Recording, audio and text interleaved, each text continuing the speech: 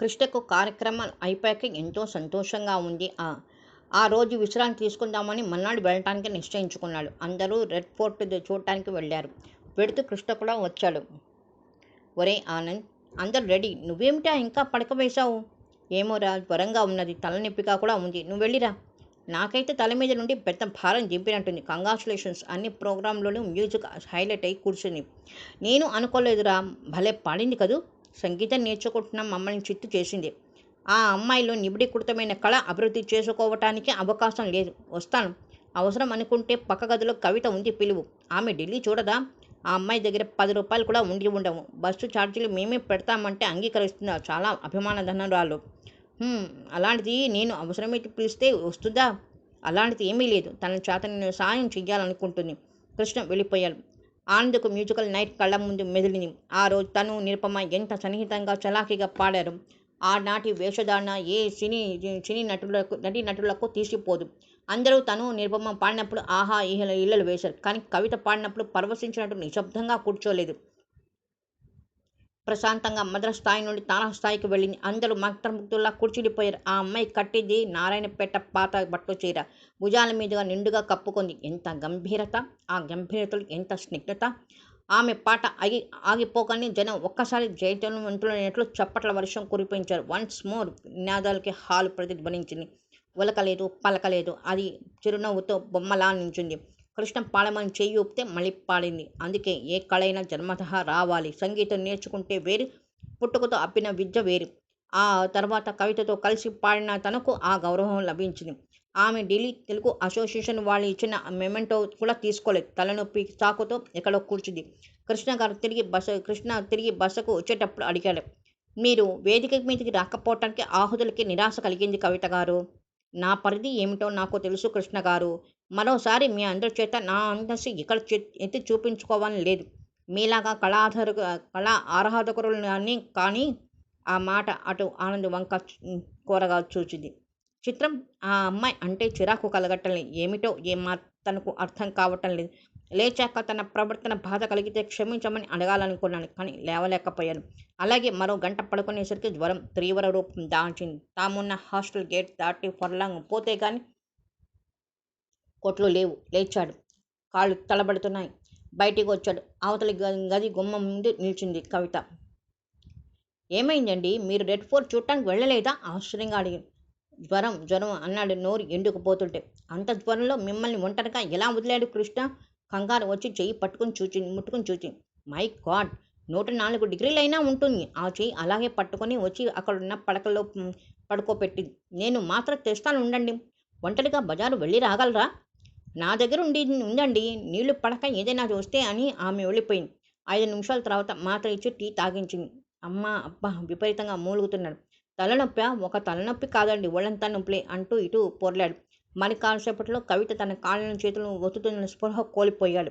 మధ్యాహ్నం అందరూ కన్నారెడ్డి సర్కిల్లో భోజనం చేసి వచ్చారు. ఆనంద స్థితి చూసి కృష్ణ కంగారు పడ్డాడు. పక్క వీధిలో డాక్టర్ ఉంటే ఫీజు ఇచ్చి పిలుచుకుని వచ్చాడు. అతను పరీక్ష చేశాడు.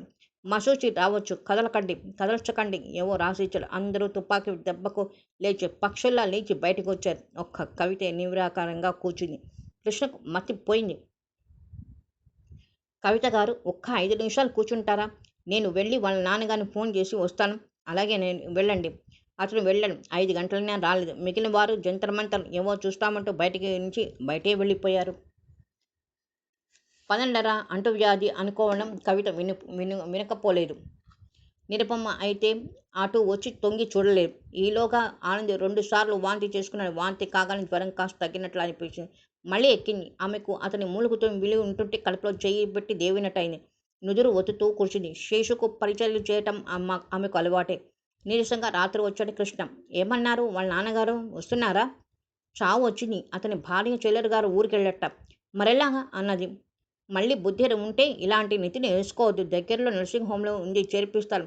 ముందా పని చేయండి. మన వాళ్ళు అంటువ్యాధి అని ఆ ఛాయలు కూడా రారు అన్నది కవిత. టాక్సీ తెచ్చి ఇద్దరు సాయం పట్టి లేపారు ఆనందం. హైదరాబాద్ వెడుతున్నామా అన్నాడు ఆనంద్. అతని కళ్ళు ఎర్రగా రక్తం కక్కుతున్నాయి. కాదురా, ఆసుపత్రికి అని చెప్పలేకపోయారు. టాక్సీలో కూర్చోగానే మళ్ళీ మగతలో జారిపోయాడు. టాక్సీ వెళ్ళి కన్నా నరసింహం ముందు ఆగింది. అతను తీసుకెళ్లారు. డాక్టర్లు పరీక్ష చేశారు. రక్తం తీసి పంపారు. అతని గదిలో పడుకోబెట్టి ఇంజెక్షన్ ఇచ్చారు. డాక్టర్లు వ్రాసిచ్చిన మందులు కొనటం ఎలాగో అర్థం కాని కృష్ణ మళ్ళీ హాస్టల్కి వచ్చాడు. అందరూ సామాన్లు సర్దుకుంటున్నారు. శాస్త్రి వచ్చాడు. ఒరేయ్, మసూచి అంటే భయంకరమైన అంటువ్యాధి. ఆసుపత్రిలో చేర్చావు. పద వెళ్ళి వాళ్ళ నాన్నను పంపించి వేద్దాం అన్నాడు. ఎవరి దగ్గరైనా డబ్బులుంటే ఇవ్వండి, తిరిగి ఇప్పిస్తాను అందరినీ అడిగారు. ఎవరు ముందని ముందుకు రాలేదు. కృష్ణ వేలికి ఉన్న ఉంగరం అమ్మి డబ్బులు తెచ్చాడు. మందులు ఒక ఫ్లాస్కు తెచ్చాడు. 2 బన్నులొట్టులు తెచ్చాడు. ఇంజక్షన్ మహత్యము మూలుగులు మాని నిద్రపోతున్నాడు. పదండి కవిత, మిమ్మల్ని హాస్టల్లో వదిలేసి వస్తాను. అక్కడ మాత్రం చేసేది ఏముంది, ఇక్కడ మీకు తోడుగా ఉంటాను అన్నది. బన్ను రొట్టె తిన్నారు. నా ఉద్యోగం పోవటం ఖాయం కవిత గారు. ఏమిటో ఈ బలహీనత. ప్రతి కార్యక్రమం కాగానే జాగ్రత్తగా ఉంటాను అనుకుంటాను, అనుకొని అవాంతరాలు వస్తాయి. ఈసారి వార్నింగ్ కూడా ఇచ్చారు. కవిత ఆలోచిస్తుంది. ఎన్నో సంస్థలకు తన పేరు రికమెండ్ చేసి పాడించిన కృష్ణ అతని రుణం తీర్చుకోవటానికి అవకాశం వచ్చిందేమో. తనకు నెలకు 100 రూపాయలు ఇచ్చే ట్యూషన్లు మిగిలిపోతాయి. తనకు ట్యూషన్లు సంపాదించడం పెద్ద కష్టమేమీ కాదు. ఏం చెయ్యాలి? కృష్ణ తల బదులు కొట్టుకుంటున్నాడు. నేను మాట చెప్పనా కృష్ణ గారు, నాది ప్రభుత్వ ఉద్యోగం కాదు. నేనుంటానిక్కడ. మీరు వెళ్ళి ఆనంద్ గారి తల్లిదండ్రులను పంపండి. మా తమ్ముడు జాగ్రత్త. అది కాదండి, మసూచి అంటున్నారు. అంటువ్యాధి కదా, రావాల్సి ఉంటే వస్తాయి. ఆనందని ఎవరిని ముట్టుకున్నాడని వచ్చింది? మీకు ఉద్యోగం ముఖ్యం. నిజంగా అంటున్నారా? నిజంగా కృష్ణ గారు, మీ అందరికీ రుణపడిపోతున్నాను. ఈ విధంగా అయినా రుణం తీర్చుకుందామని అన్నది. లేదు, ఇది రుణం తీర్చుకోవటం కాదు, నాకు సహాయం చేస్తున్నారు అంది నిశ్చింతంగా నిట్టూర్చాడు. తెల్లవారి డాక్టర్ మసూచి కాదని వైరస్ ఇన్ఫెక్షన్ అని తేల్చాడు. ఆనంద్కు జ్వర తీవ్రత తగ్గలేదు. ఆ మసూచే దగ్గర ఎవరెవరో ఉంటారేమోనని కృష్ణ ఆడుతున్న నాటకం అన్నవారు లేకపోలేదు. ఏమైనా ఎవరూ చూడాలని రాలేదు. కృష్ణ ఒకడే వెళ్ళలేక వెళ్ళాడు. అత్యవసరం అనుకుంటే ఇది వాళ్ళ ఇంటి నెంబర్, ఫోన్ చేయండి. ఇది మా పక్కింటిది టెలిఫోన్ నెంబర్ ఇచ్చాడు. ఈ 25 ఉంచండి. ఇంకా అంతగా అవసరం అనుకుంటే వాడి చేతి వాచి అమ్మించండి. అలాగే అన్నది. వాళ్ళు వెళ్ళిపోయాక గదిలోకి వచ్చిన కవిత పెదవుల మీద చిత్రమైన నవ్వు మెరిసింది. మనిషి ఎందుకు సంకుచితుడు అవుతాడో తెలియదు. అంటువ్యాధి అని పారిపోయాడు. కాలం కలిసి రాకపోతే ఆ అంటువ్యాధి వెంటపడుతుందేమన్న సంగతి ఊహించరు. ఈ బంధాలు బాధ్యతలు అర్థం కానివి. కృష్ణ తనకేమవుతాడు? తండ్రికి ఎప్పుడో విద్యార్థి, తోబుట్టులా ఆడుకుంటాడు. అతనికి మాత్రం చేయగలిగి ఉన్నందుకు రోజు చాలా తృప్తిగా ఆనందంగా ఉంది. అమ్మ అబ్బా, ఆనంద్ అటు ఇటు కదులుతున్నాడు. మంచం చాలా చిన్నది ఆనంద్ గారు, కదలక పడుకోండి అన్నది. క్రమం తప్పక మందు మింగిస్తుంది. పాలు పళ్ళరసం తాగిస్తుంది. నర్సింగ్ పక్కనే జనతా హోటల్ ఉంది. 50 పైసలు ఇస్తే 2 పులకాలు పప్పు ఇస్తాడు. అవి తెచ్చుకొని కాలక్షేపం చేస్తోంది. 2 రోజుల తర్వాత పూర్తిగా స్పృహలో వచ్చాడు ఆనంద్. కృష్ణ, ఒరేయ్ మత్తుగా పిలిచాడు. లైటు వేసింది కవిత. ఏం కావాలి? మీరా? కృష్ణ లేడా? నేను బాత్రూమ్ వెళ్ళాలి. నేను తీసుకువెడతాను రండి. కృష్ణను పిలవండి, అతను హైదరాబాద్ వెళ్ళిపోయాడు అన్నది. అతను నీరసంగా మూలిగాడు. కవిత సహాయం తీసుకోక తప్పలేదు. అతని ఉద్యోగం పోయే పరిస్థితి అండి వివరించి చెప్పింది. అతను దీర్ఘంగా విశ్వసించాడు. తలెత్తి కృతజ్ఞతాపూర్వకంగా చూచాడు కవిత వంక. 2 కప్పుల పాలు, 1 కప్పు పండ్ల రసం పడేసరికి బలం పుంజుకున్నాడు ఆనంద్. నాకు మసూచి వస్తుందని అనుకున్నారు కదూ? అవును. డాక్టర్ అనుమానపడ్డాడు. మరొకసారి మా ఇంటికి ఫోన్ చేస్తారా? ఈ పాటికి కృష్ణగారు మీ వారిని కలిసే ఉంటారు అంది. ఎందుకు ఆమె అభ్యంతరం చెప్తుందో అర్థం కాలేదు. మరోసారి అడిగాడు. అలాగే అంది. డబ్బు లేదనుకుంటాను అన్నాడు తలాడించింది. నా అటాచీలో చూడండి. లేదు. అంతా వెతికే కృష్ణ తన ఉంగరం అమ్మాడు. అలాగా, మడత వేసిన ప్యాంటు జేబులో ఉంటుంది చూడండి అన్నాడు. అందులో డబ్బు దొరికింది. ఆమె ఇంటికి ట్రంకాలు చేసినాయి. పీరయ్య మాట్లాడే అమ్మ అయ్య ఊరిలో నుండి రాలేదని చెప్పాడు. కవిత వచ్చి అదే మాట చెప్పింది. అతను తల పంకించాడు. రేపు వెళ్ళిపోదాం. మీరు ప్రయాణం చేయగలరా? రిజర్వేషన్ ఉంటుందిగా, డాక్టర్ గారిని అడుగుదాం అన్నది. ఆమె మందు తీసుకొచ్చింది. చేదండి, మందు తీయగా ఉంటుందని ఎవరు చెప్పారు?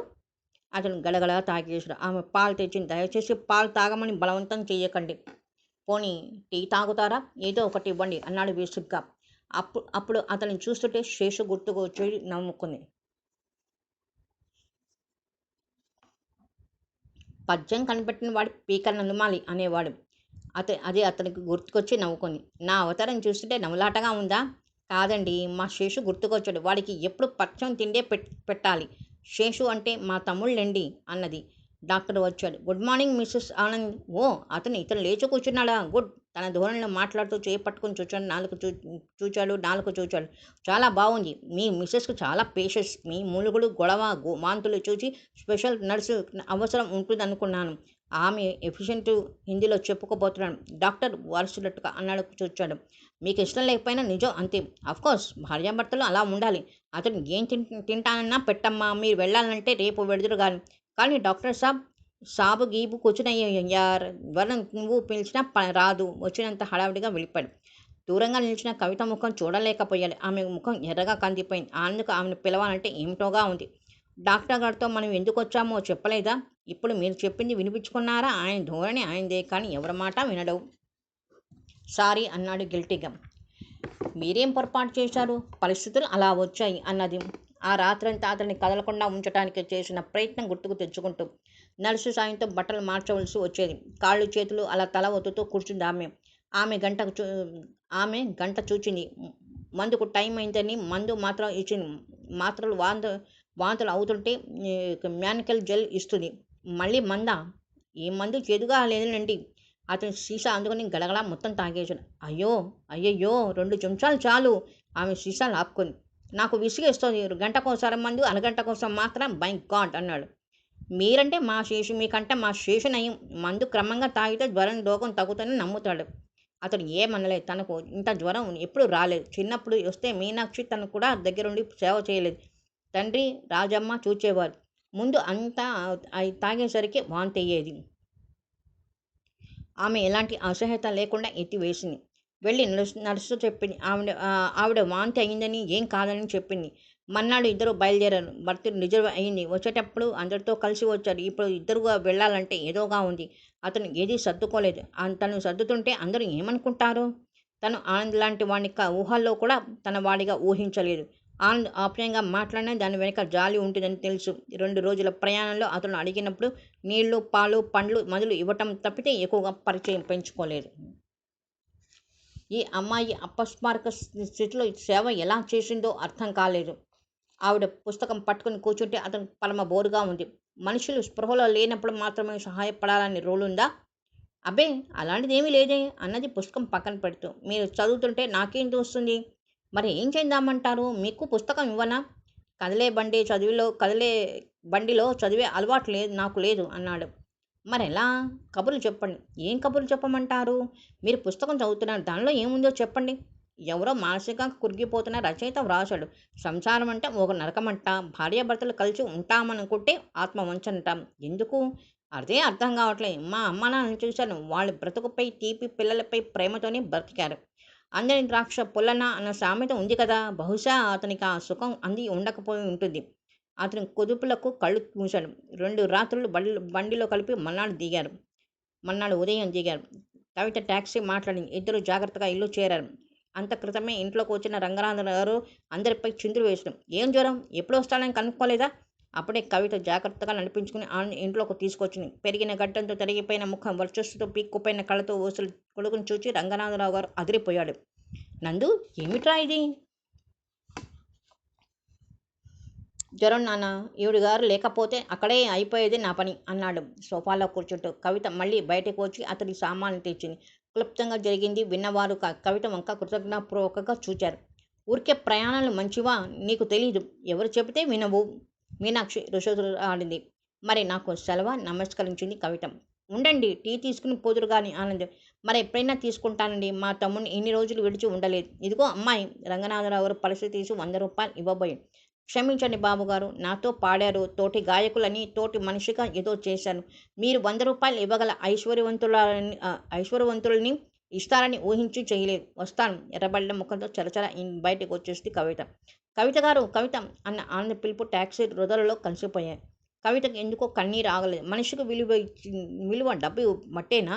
100 రూపాయల కన్నా ఒక చల్లని మాట మాట్లాడితే ఎంత బాగుండేది, ఎంత పొంగిపోయేది. మనసంతా చేదుగా ఉంది. టాక్సీ చికటపల్లిలో ఉన్న కృష్ణ ఇంటికి పొమ్మంది. కృష్ణ ఆదుర్దాగా ఎదురు వచ్చి ఆనంద్ క్షేమం అడిగాడు. రాత్రి ఢిల్లీకి ట్రంకాలు చేస్తే వెళ్ళిపోయానని చెప్పాక తనకు ఊరట కలిగిందిట. ఆయన క్షేమంగా వాళ్ళ ఇల్లు చేరారు. శేషు బాగా అల్లరి చేశాడా? పిలవండి. క్షమించాలి కవిత, మనం వెళ్ళిన 2వ రోజే గీత వచ్చి శేషుని తీసుకువెళ్ళిద్దాం. ఆ అడ్రస్ కనుక్కొని నేను వెళ్ళి ఎంత రమ్మన్నా శేషు రా అన్నాడు. కృష్ణ తనదేం పొరపాటు లేదని చెప్పాడు. శేషు ఆమె హృదయం కలిచినట్టుగా అయిపోయింది. శేషు ప్రేమ మరెవరికి పంచి ఇవ్వలేని పనిహేతుకు తనను తానేని తిట్టుకుంది. వస్తాను కృష్ణ గారు, టాక్సీని పంపించండి, టీ తాగి వెళ్దురు గాని నేను మీ ట్యూషన్ పిల్లల తల్లిదండ్రులతో మాట్లాడాను. వాళ్ళు కూడా అనుకూలంగానే ఉన్నారు. 4 రోజులు చెప్పినా శ్రద్ధగా చెప్తుంది అన్నారు. టాక్సీని పంపించాడు కృష్ణ. కవిత పళ్ళు తోముతున్న ఆమె మనసు శేషుపైనే ఉంది. మీరు నిజంగా నాకు ఉద్యోగం ఇప్పించారని అనుకుంటున్నానండి. ఒక్కరోజు ఆలస్యమైనా అయినా నా పని అయ్యేది. కృష్ణ పదే పదే కృతజ్ఞతలు తెలిపాడు. వాళ్ళింట్లో టీ తాగి తిన్నగా చెల్లెలు ఉండే ఇంటికి వెళ్ళింది. ఆమె గన్ ఫౌండరీ దగ్గర అద్దె ఇంట్లో ఉంటోంది. శేషు ఉత్సాహంగా గీతతో క్యారమ్స్ ఆడుతున్నాడు. కవితను చూడగానే కుంటుతూ పరిగెత్తినట్లే ఎదురు వచ్చాడు. 4 రోజులని వారం రోజులు పెడతావా? అక్క మెడకు చేతులు వేసి గుణిశాడు. అంతవరకు అనుభవించిన బాధ, ఆవేదన అన్నీ మనిషి తమ్ముని దగ్గరగా తీసుకుని పోయిన పెన్ని దొరికినట్లయింది. శేషు అనగలిగింది. అక్కయ్య, టిఫిన్ చేస్తావా? అపవిత్రమైపోతావా? శేషు భుజం మీదుగా కవిత కొరకొరా చూచింది. మాట్లాడక ముగ్గురు పలహారం ముగించారు. శేషు పాటలు వింటూ కూర్చున్నాడు. అక్కయ్య మాట. గీత బాల్కనీలోంచింది. కవిత వెళ్ళి ఏమనడానికి చూసింది. మొన్న మొన్న రోజు శేషుకు జ్వరం వచ్చింది. డాక్టర్ దగ్గరికి తీసుకెళ్ళాను. ఏమన్నారు? కాలి బోన్లో చీము వచ్చిందట అక్క. అది అంతవరకు తీసేయాలని చెప్పాడు. గీత, అవునక్క, లేకపోతే ప్రాణానికే ముప్పు రావచ్చన్నారు. ఓ 2000 ఉంటే నిజాం ఆర్థోపెడిక్ హాస్పిటల్లో చేర్పిస్తాం. 2000? 2-3 వేలు నాకు పెద్ద పని కాదు తేవటం. కానీ వాడికి రకరకాల కాంప్లికేషన్స్ ఉన్నాయి. మరి ఏం చెయ్యాలి? బలమైన ఆహారం, పాలు 2 పూట్ల ఇవ్వమన్న డాక్టరు. వాడు అన్ననాళం కూడా నాజూకైంది. 1 కప్పు పాలు తాగిన తర్వాత మరో కప్పు తాగితే అజీర్తి, 1 ముద్ద ఎక్కువ తింటే విరోచనాలు. నిదానంగా ఆహార పరిమాణం పెంచాలి అన్నది. భోజనాలు అయ్యాక తమ్ముడిని తీసుకుని వచ్చేసింది. ఇల్లు దుమ్ము పట్టి ఉంది. అంతా దులిపి మామూలుగా అయ్యేసరికి జ్వరం వచ్చినంత పని అయింది.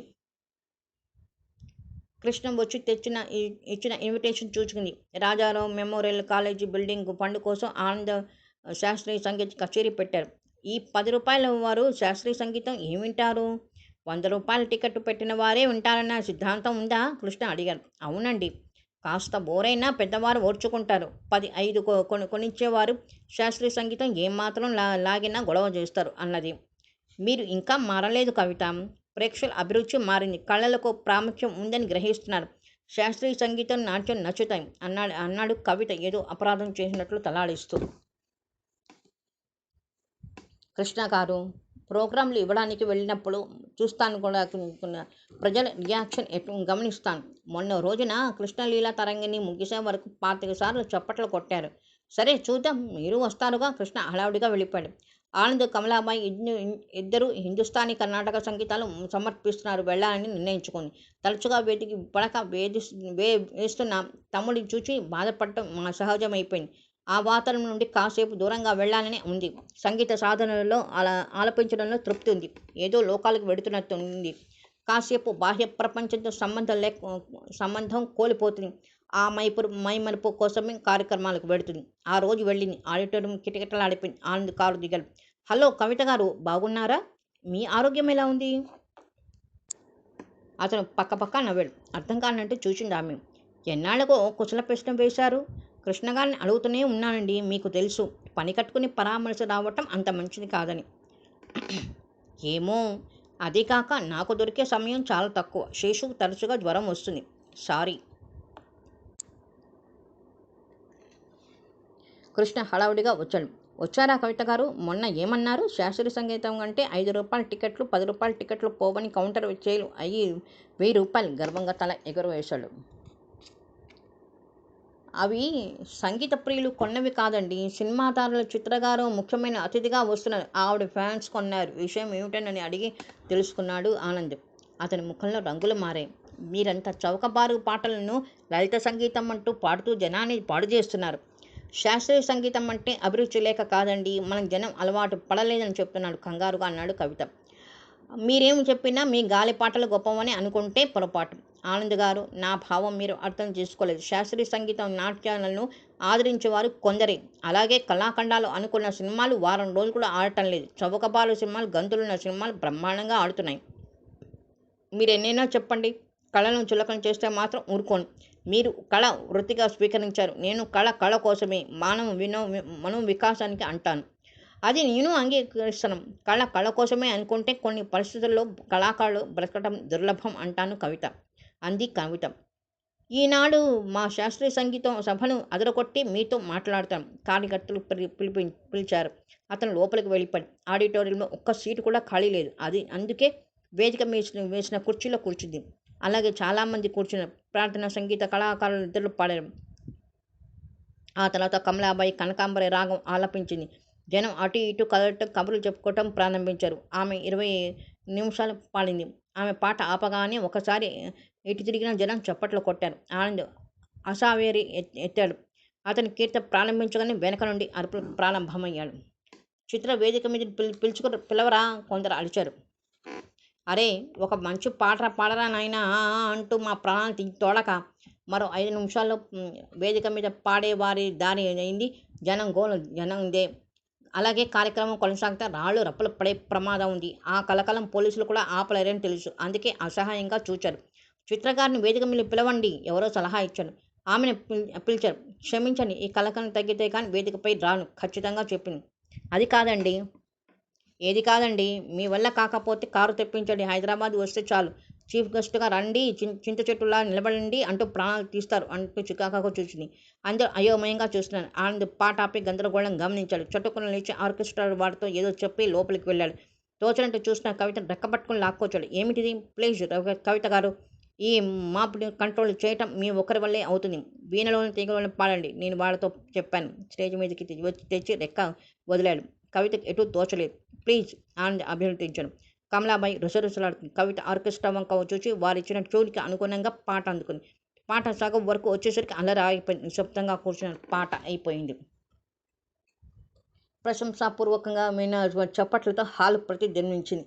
వన్స్ మోర్ అరుపులు, అభ్యర్థనలు వచ్చాయి. సభకు నమస్కరించింది. ఆ తర్వాత ఆనంద్, కవిత 2 యుగళ గీతాలు పాడారు. చల్లబడిన జనం నెమ్మదించారు. మధ్యాంతరంలో మీటింగ్ పెట్టారు. కుమారి చిత్ర వయ్యారంగా గాయకులు అభినందిస్తూ ముందు కవిత తనకేం కంఠం అరివిస్తుందేమోనన్న ఆశాభావాన్ని వ్యక్తం చేసి సభికులు మన్నతుకు పాత్రురాలైంది. సభ అనంతరం కొందరు వెళ్ళిపోతున్నారు. కవిత కూడా ఇంటికి బయలుదేరింది. థ్యాంక్స్ కవిత గారు, ఢిల్లీలో నా ప్రాణం కాపాడారు ఈనాడు. అంతంత పెద్ద మాటలు వద్దండి, నవ్వింది కవిత. నిజం, నేను హృదయపూర్వకంగా అంటున్న మాటలివి. మీ నిరుపమ మా ఇంటికి చాలాసార్లు వస్తుంది. అలాగా అన్నది. ఆ విషయం తనకెందుకు చెప్తున్నా అర్థం కాలేదు. మనుషుల మనస్తత్వాలు చిత్రంగా ఉంటాయి కవిత గారు. ఆ రోజు మసూచి అని భయపడిన అమ్మాయి ఆప్యాయత, అనురాగం ఒలకబోస్తోంది. అది లోక సహజం అన్నది త్రుంచినట్టు. మిమ్మల్ని డ్రాప్ చేస్తాను, థ్యాంక్స్. మీలాంటి వారి కారులో వెళ్ళటం అసహజంగా ఉంటుంది. ముందుకు నడిచింది. అతను చిన్నబుచ్చుకున్నాడు. అతనికి ఈరోజు ఎంతో ఆనందంగా ఉంది. ముఖం ప్రసన్నంగా ఉంది. అది కవితతో పంచుకోవాలని ఉంది. అదేది వీలు కాలేదు. నిట్టూర్చి వెనక్కు తిరిగాడు. కవిత ఇంటికి వచ్చింది. శేషు మూలుగుతున్నాడు. ఏమిట్రా, మళ్ళీ ఏమైంది? ఏమవుతుంది? చావెందుకు రాలేదా అని చూస్తున్నాను అన్నాడు కోపంగా. అవేం మాటలరా? నువ్వు 1 గంటలో వస్తావని వెళ్ళావు. టైం ఎంతయిందో తెలుసా? అనుకోకుండా ఆలస్యమైందిరా. మొహమాటాలు ఉంటాయి. ఇప్పటికే డబ్బుకు పాడే అమ్మాయి అని ఒక ముద్ర వేశాడు. తనకు అవసరం ఉంటేనే ఉంటారని అనుకుంటారా? సారీ లేమ్మా. తమ్ముడు కితకితలు పెట్టబోయింది. ఒళ్ళు వేడిగా తగిలి. బాప్రే, జ్వరంగా ఉందే అన్నది గాబరాగా. ఆమె హృదయం తరిగి నీరైనట్టు అనిపించింది. పాపం అవిటివాడు ఎంతసేపని పుస్తకాలతో రేడియోలతో కాలక్షేపం చేస్తాడు. మాత్ర వేసి పాలు తాగించింది. అక్క, త్వరగా చనిగిపోవడానికి ఏవైనా మాత్రలుంటే ఇస్తావా? నీ మొహం, నోరు మూసుకో. అతని పైకి చేయి లేపింది. కాదక్క, ఈ బ్రతుకు నాకు భారమే, నీకు భారమే, చూచేవారికి భారమే అక్క. మళ్ళీ అలాంటి పెద్ద పెద్ద మాటలు మాట్లాడితే చేతులు విరగొడతాను. ఈసారి ఆపరేషన్ అయితే బాగుంటావు అన్నది ఆశాజనకంగా. తల్లికి తండ్రికి శేషు అంటే ఎంత ముద్దో గుర్తుకు తెచ్చుకుంటాం. అక్క, ఆ రేడియో కింద చీటీ ఉంది. ఎవరో సూటు బూటు వేసుకుని వచ్చిన ఆయన ఇచ్చాడు. అతని మాటలకు నవ్వింది. చీటీ తీసి చదివింది. శాంసన్ అండ్ పార్టీ అనే మ్యూజికల్ గిల్ట్ టాలెంట్ ప్రొపరేటర్ అతను. పేరు శ్యామసుందర్. మిస్ కవిత గారు, ఆదివారం రాత్రి మేనేజర్ రమణ గారి అబ్బాయి వివాహ సందర్భంలో జరుగుతున్న రిసెప్షన్ పార్టీ. అందులో మన మ్యూజికల్ ప్రోగ్రాం ఉంది. సుశీల్, శీతల్ ఇద్దరు ఉంటారనుకుంటే సుశీల్ పెళ్లికి వెళుతోంది. అమ్మాయి లేని కార్యక్రమం అందంగా ఉండదు. కాబట్టి కవిత, ఈసారి మీ సహకారం కావాలి. మేజర్ రావు డబ్బు ముఖం చూసుకునే మనిషి కాడు. నీ ఒక్కదానికే 200 ఇప్పిస్తాను, తప్పకరా. నువ్వు ఏమి అనుకోనంటే 2 విషయాలు ముందే చెప్తున్నాను. హుషారైన పాటలే పాడాలి. రెండోది ఎంత అందమున్నా అలంకరించుకోకపోతే రాణించదు. ఆదివారం అందరూ ముస్తాబై వస్తే నువ్వు మామూలుగా ఉంటే ఏం బావుంటుంది? సీతలకు సమఉజ్జిగా ఉండాలి. నన్ను అర్థం చేసుకుంటావు కదూ నవ్వుకుంది కవిత. శ్యామ్ సుందర్ చిత్రమైన వాడు. ఒకసారి మీరు అంటాడు, ఒకసారి నువ్వు అంటాడు. చిత్రమైన వ్యక్తి. అతను ఎలా పిలిచినా కోపం రాదు. తండ్రి లాంటి వాడు. ఆప్యాయంగా పిలుస్తాడు. ఎవరక్కా? ఆదివారం పాడమని ఆహ్వానం వచ్చిందిరా అన్నది చీటీ ముడుచుకుంటూ పెడుతూ. వెళ్ళాలా అక్కయ్య? వెళ్ళకపోతే మందులో డాక్టర్ ఫీజులు ఎలా వస్తాయి? తమ్ముడిని ఎదురు రాస్తూ కూర్చుని. అర్ధరాత్రి అయినా జ్వరం తగ్గలేదు. ఇంకా తీవ్ర రూపం దాల్చింది. ఆమెకేం తోచలేదు. లేచి ఇంటి వారిని లేపింది. వాళ్ళు భార్యాభర్తలు వచ్చి చూచారు. ఎందుకైనా మంచిది ఆసుపత్రిలో చేర్పించు అన్నారు. ఆ రాత్రి చేర్పించారు. అతను ఆటో తీసుకొచ్చాడు. అతని భార్య కూడా వచ్చింది. అతనికి తెలిసిన వారెవరో ఉంటే అతన్ని కలుసుకుని అడ్మిట్ చేసేవరకు తెల్లవారు అయింది. నువ్వు దగ్గరుండు కవిత. నేను వెళ్ళి మీ బాబాయ్తో పాలు పంపిస్తాను అన్నది కమలమ్మ. అలాగే పిన్ని. వచ్చే దుఃఖం ఆపుకుంది. తను ఏం చెయ్యాలి? చేతనైనంత చేస్తుంది. తల్లి తండ్రి ఒకేసారి పోవడంతో మానసికంగా కూడా దెబ్బతిన్న శేషు కోలుకోలేకపోతున్నాడు. నిద్ర కళ్ళతో వచ్చిన నర్సు పరీక్షగా చూసింది. ఏదైనా మాత్ర ఇస్తారా? మాత్ర డాక్టర్ వచ్చి చూచే వరకు ఏం మాత్రం ఇవ్వం. నిర్లక్ష్యంగా వెళ్ళిపోయింది. ప్రభుత్వ ఆసుపత్రులను ఆ భగవంతులే చూసుకోవాలి అంది ఆరాటంగా అటు ఇటు తిరుగుతూ. 11 గంటలకు డాక్టర్ వచ్చి చూసి పిల్లల వార్డు నుంచి మేలు వార్డుకు షిఫ్ట్ చేశారు. ఏదో మంది ఇచ్చారు. దినమంతా అక్కడిక్కడ తిరుగుతుంది. కానీ రాత్రుళ్ళు ఎవరైనా మగవాళ్ళ దగ్గర ఉంచు ఖచ్చితంగా చెప్పాడు. మగవాళ్ళని ఎవరైనా ఉంచుతుంది. ఆమెకి మతిపోతుంది. వెలువలా వచ్చి ఈ వ్యతిరేక పరిస్థితులను ఎదుర్కోవాలి తప్పదు. ఆమెకు సాయం చేయగల వ్యక్తి ఒక కృష్ణే కనిపించను. ఆమె వరండాలో ఉంచింది. ఇంటాయన ఫ్లాస్క్ ఒక చిన్న క్యారెట్లో అన్నం తీశాడు. శేషుకు నిద్రకిచ్చారో ఏమో ఎటు వేస్తే అటు పడుకున్నాడు. కవిత హాల్లో ఉన్న వాళ్ళని చూసి కొద్దిగా జంకింది. అంతా సూటు బుట్టు మీద నీటుగా ఉన్నారు. వధూవరులు ఒక సోఫాలో కూర్చున్నారు. శీతల పాట పాడుతోంది, నవ్వుతోంది, కన్ను గీరుతోంది, కాలు దువ్వినట్టు చేస్తూ ఎగురుతోంది. మైక్ చేతిలో పట్టుకుని నలుదిక్కులుగా తిరుగుతోంది. ఆమె చర్యలకు పులకింతులై నవ్వుతూ కళ్ళు చికిలిస్తూ పళ్ళు ఇకిలిస్తూ కొంత యువకులకు అరుస్తున్నారు. ఓ మీరిక్కడ పాడతారా? తిరిగి చూచి కోట జేబులో చేతులు పట్టుకొని నిల్చున్నాడు ఆనంద్. మీరా అన్నది జంకుగా. అతను తల పంకిస్తూ వెళ్ళి వధూవరులను అభినందించాడు. కవితకు ఆనందం చూచాక కాస్త ధైర్యం వచ్చింది. శ్యామ్ సుందర్ పార్టీలో పాడుతుంటే ఎప్పుడు వెనకాల నుండి ధైర్యం చెప్పేవాడు. అతనికి జ్వరం వచ్చింది. అతని పాటను భుజం మీద కొట్టంది. ఎవరితోనూ మాట్లాడాడు. శీతల పాట ఆపింది. గిటార్ ఆర్టిస్ట్ ఎల్వి ఆమె బుగ్గను పబ్లిక్గా ముద్దుపెట్టేసుకున్నాడు. అందరూ సంతోషంతో గంతులేసినంత పని చేశారు. ఆనంద్ మైకు ముందు వచ్చి కవితను చూచాడు. అలంకరణలో మరింత అందంగా కనిపించింది. ఆమె కదలక మెదలక నిశ్చలంగా పాడుతుంటే అందరి చూపులు ఆమెపై ఉండటం అతను గమనించకపోలేదు. వధూవరులను వాళ్లకు బుక్ చేసిన సీట్లోకి పంపారు. హాల్లో పాటలు పాడుతున్నారు. అక్కడున్న వారు తాగుతున్నారు. ఆనంద్ పెళ్ళికొడుకే పరిచయం. అందుకే అతను తన సీట్లోకి వెళ్ళగానే కిందకి పోబోయాడు. ఏ ఆ పిల్ల కవిత, సుమత పోనివ్వకు ముద్దుగా అంటున్నాడు ఒకతను. అవును భాయ్, సుశీల్ లేక మనకు బోర్గా ఉంది ఇంకొక అతను అన్నాడు. ఇందాకే అనుకున్నాం కానీ శ్యామ్ గారు ఆ అమ్మాయిని జాగ్రత్తగా దింపేరమ్మన్నారు. అక్కడ ఉన్న ఒక అతను జవాబు చెప్పాడు. అతని పింప్ అంటారు. జాగ్రత్తగానే దింపబోని 2 గంటలు ఆలస్యంగా మరో 200 రూపాయలతో కొరుకు తినము, సరుకుడికి నరుక్కుని నంజుకోము పెద్దగా నవ్వాడు. హాల్లోకి తొంగి చూశాడు ఆనంద్. అక్కడ అసహాయంగా నిలబడి ఇంటికి పంపించి వేయమని ప్రాధేయపడుతోంది కవిత. ఇందాక కనిపించిన పింప్ వచ్చాడు. 1 గంటసేపు పైన పాడాలి. ఆ తర్వాత నేను దింపేస్తాను. ఎంతో మర్యాదగా మాట్లాడాడు. వధూవరులు వెళ్ళిపోగానే పంపిస్తానని మీ శ్యామ్ గారు వాగ్దానం చేశారు. కాదని నేను అంటంలేదేం. రాత్రంతా మీరుంటానన్నా ఉండనియ్యము. ప్లీజ్. మా తమ్ముడు చాలా సుస్థిగా ఉన్నాడు. కళ్ళు నీళ్ళు నిండాయి. అభిమానంతో బిగబట్టింది. మీరిప్పుడు వెళ్ళినా ఆసుపత్రికి వెళ్ళనివ్వరు. ఆనంద్కి పరిస్థితి అర్థమైంది. తను ఇప్పుడు మాట్లాడిన లాభం లేదు. వాళ్ళు 10 మంది ఏకమై తన్నగలరు. లౌకికంగా పని జరగాలి. అందరినీ చితకతనలా తనే సినిమా హీరో కాదు. ఏ మిస్టర్ పింప్ను పిలిచాడు ఆనంద్. Yes sir. పింప్ రాగానే అతని చేతిలో 100 రూపాయల కాగితం కొక్కాడు. ఆ అమ్మాయిని నా గదిలోకి తీసుకెళ్ళి అరగంటలో పంపిస్తాను అన్నాడు కన్ను గీటుతూ. Okay sir. మీద వాళ్ళకేదో చెప్తాను. మిస్ కవిత, మర్యాదగా ఇతని వెంట గదికి వెళ్ళు. కవిత కళ్ళింత చేసుకుని ఆనంద్ వంక చూచాడు. మీరు అలాంటి వారైనా అన్నట్టు విచ్చుకున్నాయి కళ్ళు. ఆమె ఆస్తులని పంపే మునిపే ఆనంద్ వచ్చి ఆమె చేయి పట్టుకుని ఇడుచుకుపెట్టు ముందుకు సాగాడు. మీరు పాడండి పింప్ అన్నాడు. పాట ప్రారంభమైంది. వాయిద్యాల శబ్దం వినుటాయి. Lift to sorry. లిఫ్ట్ వైపు వెళ్ళాడు. బటన్ నొక్కి 5 నిమిషాలకు లిఫ్ట్లో వచ్చింది. ఈలోగా చాలా గింజుకుంది కవిత. ఛీ! మీరు పెద్ద మనిషి అనుకున్నాను అసహ్యంగా చూచింది. వెనకే వచ్చిన పెద్దగా నవ్వాడు. మహా పతివ్రతల ఫోజులు పెద్ద మనుషులు ఎవరు ఈ హోటల్కు రారు. ఆనంద్ లిఫ్ట్లోకి తోశాడు. లిఫ్ట్ బాయ్కి పైకి తీసుకువెళ్ళాడు. ఓ సారీ, క్రిందకు గ్రౌండ్ ఫ్లోర్కి పద. లిఫ్ట్ కిందకు దిగింది. ఇద్దరు బయటకు వచ్చారు. ఆనంద్ అటు ఇటు చూచాడు. ఎవరి పనులు వాడుతున్నారు. రిసెప్షన్ కొనుక్కుతున్నాడు. ఆమె రెక్కబట్టి ఆ కారు వచ్చి ముందటి డోర్ ఆమె కూర్చొని తలుపు వేశాడు. ప్లీజ్ ఆనంద్ గారు నన్ను వదిలేయండి. దీనంగా చూచింది. ఆమె నవ్వి వచ్చి ఇటు పక్కన కూర్చున్నాడు. మీకు దండం పెడతానండి. కారు స్టార్ట్ అయింది. ఒక్కసారి చుట్టూ కలిగి స్పీడ్ పెంచాడు. మిస్ కవిత, నేను ఒకటి అడుగుతాను. ఇస్తానంటే వదిలేస్తాను. అడగండి. మళ్ళీ ఇలాంటి హోటల్లో పాలనని వాగ్దానం చేయండి. చెయ్యి చాపాడు. ఆమె తెల్లబోయినట్టు చూచింది. పాడందే బ్రతకలేరా? మీ క్షేమం కోరే చెప్తున్నాను. మిమ్మల్ని దురుద్దేశంతో లాక్కురాలేదు. అక్కడ వారి ప్రణాళిక విని ఈ నాటకం ఆడారు. మేనేజర్తో చెప్పి వారి ఆట కట్టించవచ్చు. కానీ అతని స్వరూపం ఏంటో తెలీదు. వారితో కలిసి ఉంటే ఆనంద్ గారు, ఆమె అభిమానంగా అతని వంక చూచింది. ఆమె కళ్ళలో మెదిలిన భావం భాషకు అందరినిది. నేను అందుకే అంటాను, కళనే గౌరవించాలని. ఇప్పుడు మీకేం చెప్పలేను కానీ కళని వృత్తిగా పరిస్థితుల ప్రభావం వల్ల మారుస్తున్నామన్న సత్యం గ్రహించే రోజు వస్తుంది అన్నది. నాకు మాట ఇవ్వరన్నమాట. క్లబ్లో పాడనని వాగ్దానం చేస్తున్నాను. ఏది? అతని వంక తిరిగి చెయ్యి చాపమన్నట్టు చూచింది.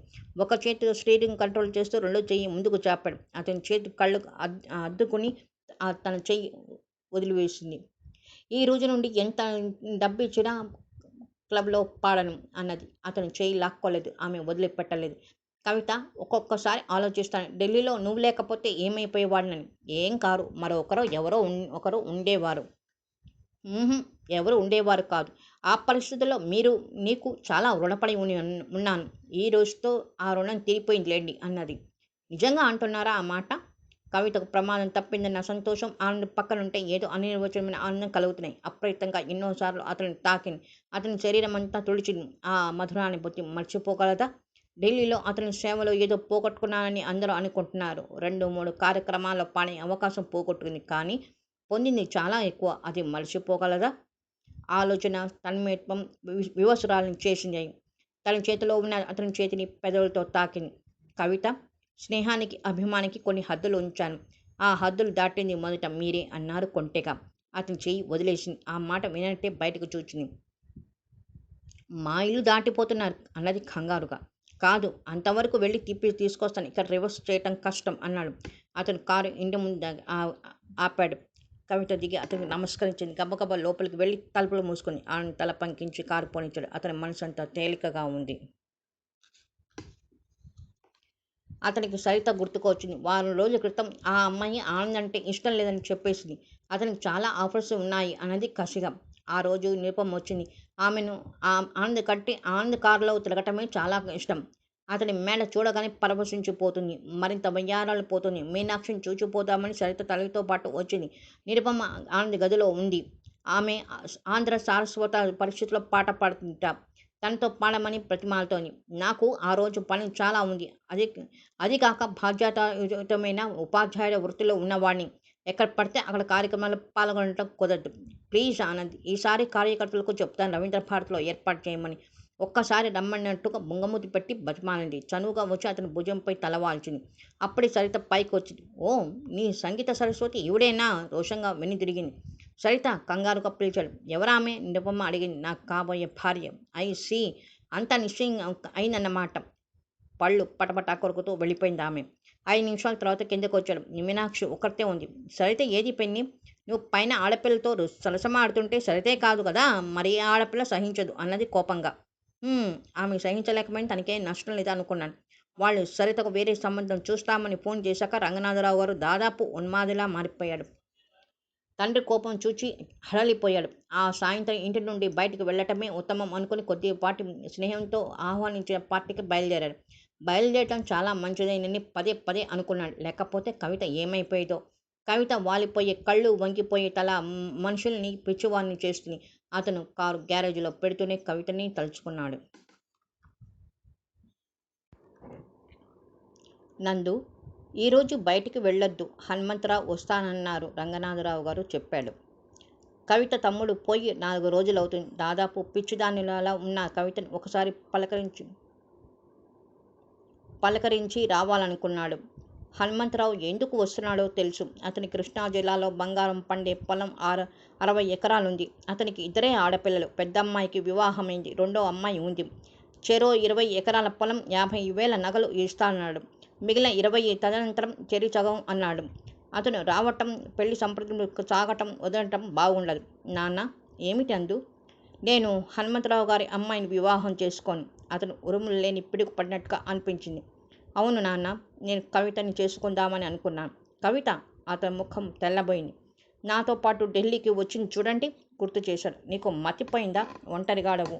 ఆ దిక్కులేని పిల్లని ఎలా చేసుకుంటావు? ఇదే మంచి తరుణం. తండ్రితో తన అభిప్రాయం ఖచ్చితంగా చెప్పాలి. అది కాదు నాన్న, ఆ అమ్మాయి నాకు చాలా నచ్చింది. నచ్చని వారితో జీవితం ఎలా కాపురం చేస్తాను? నందు, నేను నీ భవిష్యత్తు ఆలోచించలేదంటావా? మీరో దృక్పథంలో ఆలోచిస్తున్నారు నాన్న. మనిషికి డబ్బు అవసరం, కానీ ముఖ్యం అనుకోను. నా ఇష్టం చెప్పాను, ఆ తర్వాత మీ ఇష్టం అన్నాడు. తండ్రి బలహీనత తెలుసు. నీ ఇష్టం అన్నప్పుడే డిటెక్టివ్ చేయలేడు.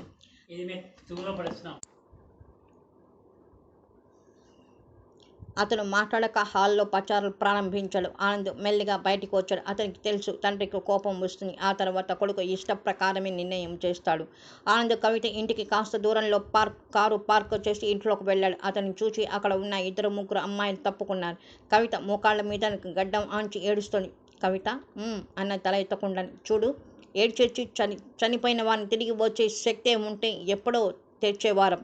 ఒక విధంగా ఆ ప్రాణికి విముక్తి కలిగింది అన్నాడు. ఈసారి తలెత్తి చూసింది. ఆమె కళ్ళు నిండుకుండలా ఉన్నాయి. అప్రయత్నంగా అతని చెయ్యి ఆమె కళ్ళు ఒత్తింది.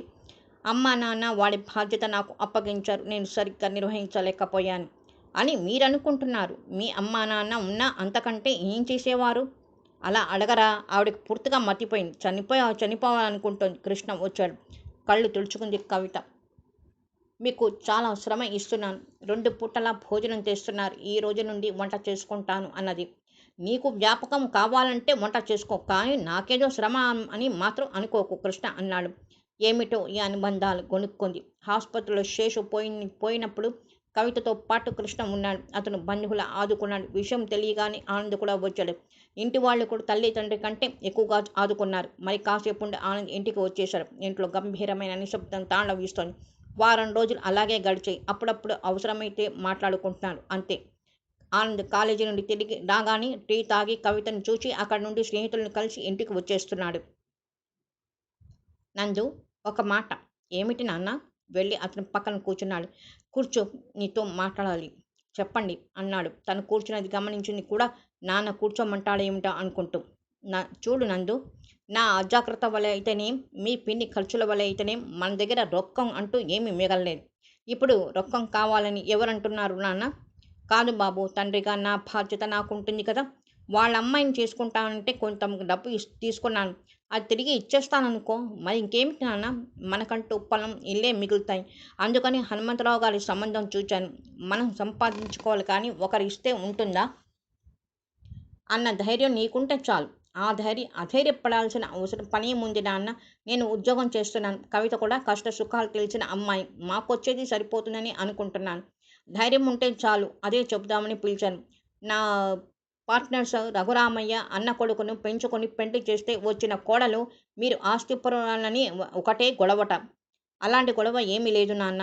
అయితే త్వరగా ఆ శుభకార్యం కానిచ్చేద్దాం. నా ఆరోగ్యం అంత బాగాలేదు. కవితను తీసుకొస్తాను నాన్న. అతని మనసు మబ్బులు విడిచినట్టుగా ఆకాశంలో స్వచ్ఛంగా, తేలికగా, నిర్మలంగా ఉంది. ఆ సంతోషంతో కవిత దగ్గరికి వెళ్ళాడు.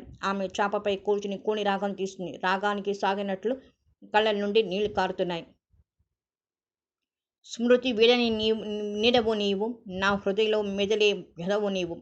పసిపాపాలంటే ప్రీత, హృదయలేని ఓ విధాత. కసికాయాలంటే తీప అనుకుంటూ 2 చేతుల్లో ముఖం కప్పుకుంది. కవిత మెల్లిగా పక్కన కూర్చుని ఆమె తల మీద చేయి వేశాడు ఆనంద్. మీరా అంది తల ఎత్తి. ఒంటరిగా కూర్చున్న చేసిన పని ఇదా? ఆమె చేతిలోని చెయ్యి వేశాడు. ఏం చెయ్యాలి? ఈ ఇంట్లో ఎటు చూచినా వాడే కనబడుతున్నాడు. వాడి జ్ఞాపకాలే కాల్చివేస్తున్నాయి. చూడు కవిత, ఈ ఒంటరితనం భరించలేవు గాని మా ఇంటికి వెళ్దాం పద. మీ ఇంటికా? ఆశ్చర్యంగా చూసింది. ఆమె 2 కళ్ళు ఒత్తాడు. అవును, ఊరికే తీసుకువెళ్ళి అందరి అనుమానాలకి గురి చేయను. రిజిస్టర్ మ్యారేజ్ చేసుకుని తీసుకువెడతాను. అఫ్కోర్స్ మీ తమ్ముడు పోయి నెల కూడా తిరగలేదు. నేను వివాహ ప్రసక్తి తేవటం బాగుండదు. మీ ఇష్టం అన్నది. ఎవరేమన్నా వచ్చి మాట్లాడుతుంటే అన్నీ మర్చిపోతుంది. ఒంటరిగా ఉంటే వివిధ ఘట్టాలు ఆమెను భయపెట్టి కృంగదీస్తున్నాయి. కవిత ఉద్వేగంగా ఆమె చేయి నొక్కాడు. అతను ఆలోచించి చుట్టూ చూశాడు. వంట చేసిన జాడ కనిపించలేదు. లే కవిత, ఏదైనా టిఫిన్ తెస్తాను, ఇతను తిని ఇంటికి వెళ్దాము. తేవటం దేనికి, నేను చేస్తానులేండి అని ఆమె లేచి ఉప్మా చేసింది. అతను తీసుకున్న టిఫిన్ చూసి తన కోసమే చేయించానని అర్థమైంది. ఆమె అద్దం ముందు నిలబడి బొట్టు పెట్టుకుంటోంది. అబ్బా కవిత, అంత పెద్ద బొట్టు ఎందుకు పెట్టుకుంటావు? అమ్మవారిలా చిన్న బొట్టు బాగుంటుంది అన్నాడు. ఆమె చిన్నగా నవ్వి బొట్టు చిన్నగా పెట్టుకుంది. అమ్మయ్య, అప్పుడే నీ పెత్తనం ఏమిటంటావేమో అనుకున్నాను. పెత్తనానికి ప్రేమకు భేదం తెలియని మూర్ఖురాల్ని కాదు నేను అన్నది. అతను వెళ్ళి బయట నిల్చుంటే ఆమె చీర మార్చుకుని వచ్చింది. పాత చీర పట్టు చీరలో హుందాగా గంభీరంగా కనిపించింది. ఇద్దరు కారులో కూర్చున్నారు. ఆనంద్ గారు, మన వివాహం మీ వాళ్లకు చెప్పారా? దేశాలు పట్టిన చెల్లెలుంది. ఉష్, ఆమె నోటికి చెయ్యి అడ్డం పెట్టాడు. కారు స్టార్ట్ చేశాడు. చూడు కవిత, ఎదురుగా నువ్వు కనిపిస్తుంటే నీ 7 తరాల చరిత్ర అడగటం, ఆరా తీయడం నా అభిమతం కాదు. నా పట్ల నీకు, నీ పట్ల నాకు నమ్మకం ఉంటే చాలు అన్నాడు. ఇద్దరు కారులో దిగి ఇంట్లోకి వెళ్ళారు. సోఫాలో దర్పంగా కూర్చున్న రఘునాథరావు గారు మీనాక్షికి నమస్కరించింది కవిత. కవిత, నాన్న కూర్చోమ్మా. అసహాయంగా చూచింది కవిత. ఎక్కడ కూర్చోవాలో అర్థం కాలేదు. పెద్ద సోఫాలో రంగనాథరావు గారు కూర్చున్నారు. 2 సికిల్ సోఫాల్లో మీనాక్షి, ఆనంద్ కూర్చున్నాడు. ఆమె ఆనంద్ వంక చూచింది. ఓ సారీ. అతను వెళ్ళి తండ్రి పక్కన కూర్చున్నాడు. ఆయన తండ్రి వివరాలు అడిగాడు. చెప్పింది. ఆమెకు తమ్ముడు చెల్లెలు ఉండేవారు నాన్న. తమ్ముడు ఈ మధ్యనే పోయాడని చెప్పావుగా? చెల్లెలు బంధువుల దగ్గర ఉంది. అదిరిపడినట్టు చూచింది కవిత. కళ్ళతోనే పర్వాలేదని చెప్పాడు ఆనంద్. నాకు తలనొప్పిగా ఉంది ఆనంద్, వస్తాను. మీనాక్షి లేచి వెళ్ళిపోయింది. భయంగా దెబ్బతిన్నట్లు చూచింది కవిత. రంగనాథరావు గారు అది గమనించకపోలేదు. ఆనంద్, అమ్మాయికి ఇల్లు చూపించు అన్నాడు. చూశావా అన్నట్టు ఆనంద్ కవిత వైపు చూచాడు. పీరయ్య కాఫీ తెచ్చాడు. ముగ్గురు తీసుకున్నారు. పద. కవిత లేచి నిండుగా పమ్మట కొమ్ము కప్పుకొని ఆనంద్ అనుసరించింది. రంగనాథరావు గారు మరొకసారి ఆమె వంక చూచాడు. నలుపు తెలుపు కలనేత నారాయణ పేట పట్టుచీరలో పొడగరి పొట్టిగాని ఎత్తులో బొమ్మల లెక్కలపైన ఆకర్షణీయంగా ఉంది. గులాబీ రంగు కాకపోయినా పసుపు తెలుపు కలిపొసినట్టుగా అదో రకమైన ఛాయలో చూడగానే ఒక క్షణం కళ్ళు తిప్పుకోలేనట్టుగా ఆకర్షణ ఉంది అనుకున్నాడు. పైన ఏం జరిగిందో ఆనంద్ పక్కపక్క నవ్వుతున్నాడు. ఆమె సమక్షంలో కొడుకు నవ్వగలిగితే చాలు. తను మీనాక్షి చేసుకుని ఏం సుఖపడ్డాడు? జవాబు చెప్పుకోవడానికి అతనికే సిగ్గుగా ఉంది. చెల్లెలు భర్త వ్యాపారం చేస్తాడు. తమ్ముడు డొనేషన్ కట్టి చదువుతాడు. అన్న పిల్లలకు పెళ్లి కావాలి, అక్క పిల్లలకు ఉద్యోగాలు కావాలి, తల్లిదండ్రులకు యాత్రకు వెళ్తాడు, బంధువులు అవసరాలకి వస్తారు. ఈ విషయాలు తప్ప మీనాక్షి మరి ఈ విషయాలు మాట్లాడదు. తనను ఒక బ్యాంకో, అందరికీ సహాయం చేయగల పరపతి గల బంధువు అనుకుంటుంది. కానీ భర్తని భావించదు. పోనీ వాడైనా సుఖపడిని అనుకున్నాడు. రాజమ్మ. అయ్యా అని రాజమ్మ వచ్చింది. మీ చిన్నయ్య అమ్మాయిని తీసుకొచ్చాడు. చూచి కాఫీ పంపాను కదయ్యా అన్నది రాజమ్మ. ఆమె ముఖంలో ప్రసన్నత చూచే ఆమె కవితని ఇష్టపడిందని అర్థమైంది. లేచి మెల్లిగా గదిలోకి వెళ్ళాడు. మీనాక్షి అటు ఇటు దొర్లుతున్నాడు. మీనాక్షి, తలనొప్పి ఎలా ఉంది? అందంగానే ఉన్నది. అదేమిటి? ఓ, మీరు అడుగుతున్న నా తలనొప్పి గురించా? నేను మీ అబ్బాయి చేసుకుంటున్న అమ్మాయి గురించి అనుకున్నాను. ఛా, అదేం మాట? వాడు నా ఒక్కడి కొడుకేనా? నువ్వు వద్దనుకున్నా కావాలనుకున్నా వాడు నీ కొడుకు అని అందరూ అని తీరుతారు అన్నాడు శాంతంగానే. అంటారు. పనిలేని వాళ్ళు ఏం చేస్తారు? లేచింది. భర్త వంక తిరస్కారంగా చూచింది. నా కొడుకే అయితే నా అభిప్రాయం అడుగుతాడు. నన్ను చూడమంటాడు. నువ్వు ఈ మధ్య వాడిని శత్రువుల్లా చూస్తున్నావు. అందుకే వాడు తప్పుకు తిరుగుతున్నాడు. మిత్రుల్లా చూడటానికి అతను ఆస్కారం ఇచ్చాడా అసలు? శశిని వద్దన్నాడు. బాగుంది. మీరు చూచిన అమ్మాయి అయినా మెచ్చారా? అసలు తల్లితో పాటు తండ్రిని కూడా పోయాడనుకున్నాడా? ఈ అప్పులు తీరేదెలా? చటుక్కున ఆమె నోరు మూసేశాడు. వాడి కోసం చేసిన అప్పులు కావు. వాడి బాధ్యత లేదు. ఆమె అతని చేతి విసిరికొట్టింది. నా ప్రమేయంతో జరగని వివాహానికి నా సహకారం ఉండదని గుర్తుంచుకోండి. దెబ్బతిన్నది ఉరిగిలో బయటికి పోయి గుమ్మంలో ఆనందుని చూచి వెనక్కి వచ్చింది. మంచం మీద పడిపోయింది. నాన్న, కవితను పంపించి వస్తాను అని చెప్పి వెళ్ళిపోయాడు. ఆహ్వాన పత్రిక తీసుకుని రంగనాథరావు గారు సూర్యారావు ఇంటికి వెళ్ళాడు. సూర్యారావు సూటిపోటి మాటలు భరించడం కష్టంగా ఉన్నా బాకీ ఉన్న కాలమైనా భరించాలి. స్నేహంగా ఉండాలి. రా రంగారా, ఏమిటి విశేషం? నవ్వుతూ అడిగాం. ఆ నవ్వు కొమ్మరాములా ఉంది. ఎప్పుడో ఫట్మని పండుతుందో తెలియదు. ఏం లేదురా, శుక్రవారం నాడు అమ్మాయి వివాహం యాదగిరి నరసింహస్వామి సన్నిధిలో చెయ్యాలని నిశ్చయమైంది. తప్పకుండా రావాలి. నీకు మతిపోయిందేమిట్రా రంగా? అమ్మ అయ్యా అమ్మ లేనివాడు అమ్మ వల్లి తీర్థం, ఏ దిక్కు లేనివాడు యాదగిరి తీర్థం విడతారట సామెత ఉందిగా. దిక్కు ముక్కు లేనట్టు అక్కడ చేస్తావెందుకు? వాడు వద్దనే అంటున్నాడు. రిజిస్టర్ ఆఫీసులో చేసుకుంటానని అన్నా నేనే బలవంతం చేశాను. ఏ దిక్కు లేని వారికి దేవుడే దిక్కు చిన్నబుచ్చుకున్నాడు. అవునుట.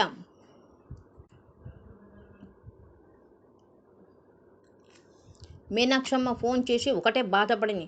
మీ అప్పెలా తీరుస్తాం అన్నయ్య గారు అన్నది. రంగడు నా స్నేహితుడే కదమ్మా, అభిమానం ఉన్న మనిషి అన్నాను.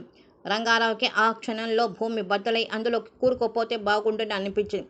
అన్నట్టు మరిచిపోయాను, సరిత వివాహం చూచావుగా, 2000 మంది వచ్చారు. అల్లుడి దగ్గర స్నేహితులు రాలేదట. మహారాణిలో రేపు సాయంత్రం పార్టీ, అందరూ రండి. యాదగిరిగుట్టకు వచ్చే తీరిక ఓపిక నాకు లేదు గాని కోడల్ని తీసుకురా చూస్తాను. అప్పుడే మెట్లు దిగి వచ్చింది సరిత. ఉత్సవానికి బయలుదేరిన అమ్మవారిలా ఉంది. అవును అంకుల్, మీ ఆనంద్ కాబోయే భార్య అపర సంగీత సరస్వతట. తప్పక తీసుకురండి, వీలైతే ఓ 2 పాటలు పాడుతుంది అన్నది. అలాగే అన్నాడు. రంగనాథరావుకి తల కొట్టేసినట్లుంది. రేపు పార్టీకి వెళ్ళకపోతే మరీ పగబోలుతాడు. ఆనంద్ వివాహం అయ్యాక కొంత పొలం అమ్మి అయినా ఇల్లు అమ్మి అయినా అప్పు తీర్చాలి అనుకున్నాడు. ఇంటికి వస్తూనే ఆనంద్ని పిలిచి పార్టీ సంగతి చెప్పాడు. కవితను తీసుకురమ్మని మరీ చెప్పాడు రా నా మావయ్య. ప్రేమతో కాదులే నాన్న, తన కూతుర్ని కాదని ఎంత అందగత్యం చేసుకుంటానో చూడాలని. అనాకర అయితే భయపడాలి, వెళ్ళకపోతే అందరూ తలరకంగా అనుకుంటారు. సరే అన్నాడు ఆనంద్. మర్నాడు సాయంత్రం కవితను తీసుకురావటానికి వెళ్ళాడు. నాకేమిటో భయంగా ఉందండి. అండీలు గుండీలు లేవండి. భయం ఎందుకండి? మీకంతా వేళకోళమే, అంతా పెద్దవారు వస్తారు. నీవు పసిపాపవా? అది కాదండి, గొప్పవారు. వారికంటే నువ్వే గొప్పదాని. వారి పేర్లు వాళ్ళ సర్కిల్లో తెలిసి ఉంటాయి. నీ పేరు 20 సిటీస్లో అందరికీ తెలుసు అన్నాడు అల్లరిగా. అబ్బబ్బా, నేను చెప్పేది వినరు విసుక్కొని. ప్రస్తుతానికి నేను చెప్పేది విను. త్వరగా తెమిలితే వెళ్ళి డ్యాన్స్ చూడొచ్చు. ఆమె త్వరగా తయారై వచ్చింది. గుడ్, నేను ఊహించినట్టుగానే ఉన్నావు అన్నాడు ఆమెను చూస్తూ. కవిత తెల్లని ఆర్గంజి చీర కట్టుకుంది. తెల్లటి మట్టి గాజులు వేసుకుంది. అంతకంటే తెల్లటి మల్లెపూలు జడలో తురుముకుంది. తెల్లని ఆర్టిఫిషియల్ ముత్యాల